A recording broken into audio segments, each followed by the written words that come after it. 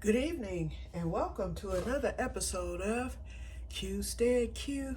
What you gonna do? I don't know, but something's gonna grow.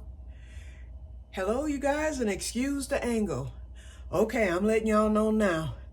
Thank God this tripod was open box and was cheap, but still, that's $21 wasted. I have tried everything with this, including what you suggested, Jen, and I know that you're having problems with commenting right now, where YouTube won't allow you to do that. And I'm going to do as you suggested when I watched your video. I will report that because for some reason, I hope that you reported it too. Because right now I'm not having the problem, but I know it can pop up. So, in fact, I'm having that problem on the same problem, I think, on Facebook, if I'm not mistaken. Sometimes I'll go to comment and then it'll tell me, or if I do a friend request or try to approve a friend request, it'll tell me that I can't do it because I don't know the person. And I'm thinking, wait a minute, come on. You know, some people are people I know personally. And it's been doing that for a while now. I thought it would correct itself. So, yes, I do understand. Okay, so this is aimed like this. I already aimed it because, first of all, the swivel on this tripod will not tighten. And every time it moves, it stops. I don't know if it's pausing or no, it stops and starts again. So it stops the film and then you can't, just go back to it or anything. So I put it down so that you all can see how I prepare my meatloaf. And then I'm going to come back. I know I'm going to have to come back in a part 2 for the rest of the video. So right now, I've already done the prep. So I have my ground chuck here. I never use hamburger. I use ground chuck because it's not as greasy. So usually I don't have to pour off any fat from the meat. Okay, now this is how I do it. Everybody makes meatloaf different, but this is how I do it. And I wasn't taught, it's just trial and error.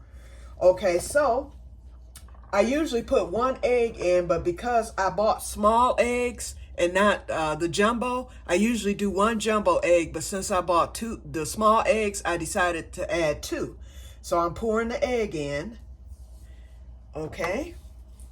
Then I add a little onion, of course, for flavor. And the onion has already been diced.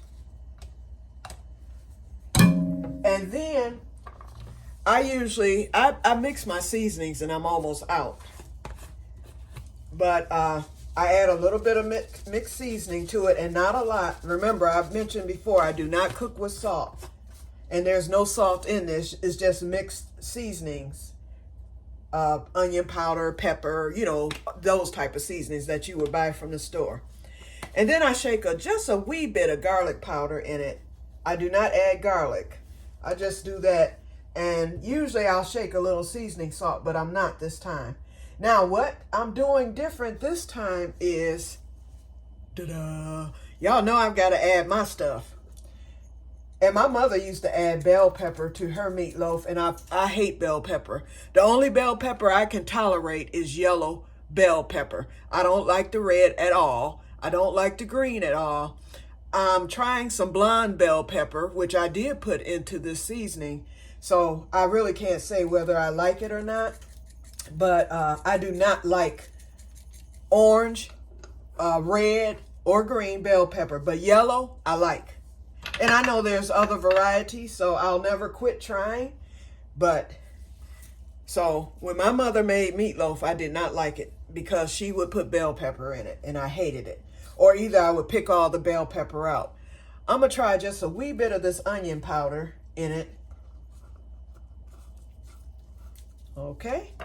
Now that's new. I've never used my spices, and I'm going to put a sprinkle now that I'm getting ready to make some more of this red pepper flakes. I'm going to put a sprinkle of that in there. And these are peppers that I know I like. And of course, the peppers will rehydrate. Okay, another ingredient I add that everybody thinks I'm crazy for adding, but everybody pretty much likes my meatloaf, so they don't say anything. But I like just a tinge of a sweet profile to my meatloaf. Oh, I forgot. I'm going to add just a dash of French tarragon, since I have some more coming. In fact, I'm going to be dehydrating my cousin's peppers overnight tonight. So I already let her know. Whoops. I spilled seasoning in the thing. I needed to rinse that. Okay. All right. Now, here's the ingredient that I add that most people would not put into meatloaf, but I do. I like a semi-sweet profile. Now, this is too much. I don't usually use this much, so I probably won't use all this. Well, I did. Okay. But that ingredient is brown sugar. And I just mix it in, and it gives it a hint. It's just a hint of sweetness. And the other secret ingredient, I do a squirt or just a drop. Not even, I mean, barely a drop. And I just did it, of vanilla. And that gives me my little sweet profile. The other thing I add to my meatloaf, and this is the final ingredient, is oatmeal. So I just put just a little bit in there, and then you'll see what I do to the top of the meatloaf once it's all mixed. So after that, I take my hands, which are gloved. Oh, barbecue sauce, and this is my special Que shut your mouth barbecue sauce. But any barbecue sauce will do. I just put just a wee bit in there. That's enough to moisten it along with the egg. And we'll be revisiting the oatmeal, and we will be revisiting the barbecue sauce. Okay, so then I mix it together, and I use my hands. And you know what, you guys? I haven't bought any type of ground beef, ground round, ground chuck, anything, probably in the past year. I noticed that the prices, of course, are high, and this happened to be, it was $8, which is still high. And I did buy some a month ago for the spaghetti that I made for my cousin's gathering a couple of weeks ago, or 3 weeks ago now. Well, is it 2 or 3 weeks? I think it's been 3 weeks now. This is, because that was on the 14th. No, it's been 2 weeks. Anyway, I was able to get, and it was on sale, so that was a good price. But anyway, I noticed that they went up, they're charging more and giving you less. Because my meatloaves have always been larger than this. Okay, so I just mixed it up. It's all mixed. So I take it out of the bowl and I put it into my little Pyrex. And the bowl will go in the sink. I already have my dishwater made up. Okay, I don't want to get the... Okay, so then I smush it out, and this is going to be a small meatloaf because, like I said, they charge you more and give you less, but I'll at least have a few days of meatloaf here. This is for tomorrow, and I always like to make it a day in advance because the flavors sink in, and then when I warm it up on tomorrow, I'll be able to enjoy it. Okay, I made it fill out the thing. It's not going to take that long to cook, that's for sure, because normally my meatloaf comes up like a mountain. And I always use this particular Pyrex plate. Unless I'm making a larger one for my sister's family, then I use my larger Pyrex plate. But this,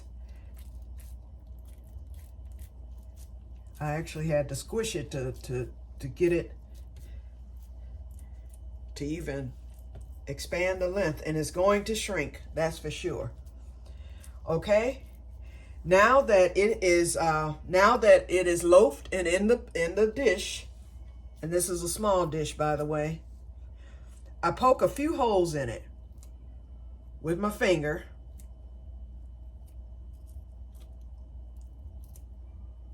Okay, I poke the holes, and then what I do, first I take off the gloves because they're nasty, because I don't have to touch the meat anymore. And as you well know, I don't touch I guess that's my little thing. I don't like to touch raw meat for some reason. Okay, so put those away or put those in the garbage. Okay, so this is where the barbecue sauce comes in again. I take the barbecue sauce and these holes that I poked in the meatloaf, I take it, and as you can see, I just poured it along the meatloaf at the top. And that barbecue sauce sinks down into the holes, and when it cooks up, it gives the meatloaf flavor. Then I take a handful, and my hands are washed, you guys.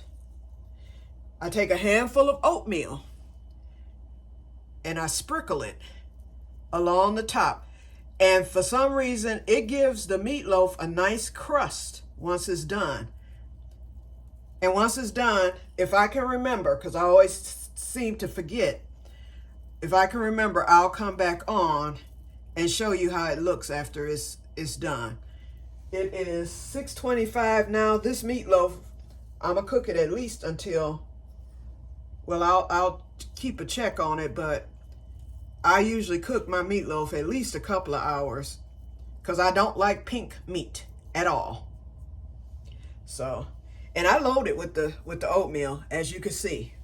Okay, so I think that's enough. And then I put just a wee bit more barbecue sauce on it, not a lot.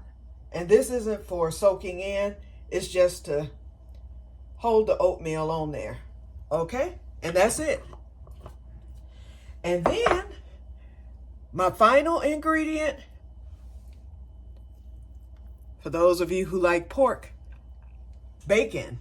I take a strip right there, and when the bacon cooks down, number one, it does crisp, and then number two, the fat from the bacon soaks into those holes, and it gives the meatloaf a nice bacony flavor. And I actually got too much. Okay, we'll go 4 vertically, and then I'll take another 3, and I cut these bacon, I cut the slices in half. Okay, then we go that way, so it's almost like a crisscross, and this is some cheap bacon called plum rolls. Never even had it, and I hope I like it, because I usually use Smithfield, but that for a pack of Smithfield bacon, they wanted $10. Nope. So I bought this, I think it was $2 or $3.99 bacon. So that's it. This is it, the meatloaf, and I had bacon left over, so I'll stick this back in the pack, and this pack will go into the freezer, and I'll use it for, like, when I do green beans and stuff. Okay, so it is done. So what I do is I grab some tin foil, Reynolds wrap, of course.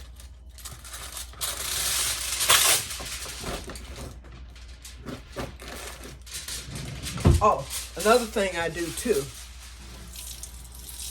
Where's my measuring cup? Oh, it's in the sink. We'll use this glass. I add just a tinge of water, just a little bit. And that keeps the meatloaf from burning at the bottom. And it will evaporate, you guys. And like I said, ground chuck usually isn't that, it's not that greasy. If it is, then I'll pour the grease off. And what I do is I'll pour the grease off into a bowl, and then I put it in the freezer. It solidifies. And once it solidifies, I just put it in the garbage outside. Okay, so there we go. Now we're going to stick her in the oven and let this meatloaf cook for the next, I'll check it in at 6:28. I'll stick it in at 6:30. I'll check it at 8:30 or 8 o'clock because I think this is going to cook a lot quicker than my normal meatloafs. And then hopefully I'll remember to come back to show you how it looks at the end. It'll be golden brown at the top because I will remove the tin foil once it's done, and I'll let it brown at the top and crisp up. So I'll show it to you once it's complete. Okay, I'm going to end this right here, and I will be back in about 2 minutes with part 2 of the video, which won't be long at all. And may God bless you all. Bye-bye.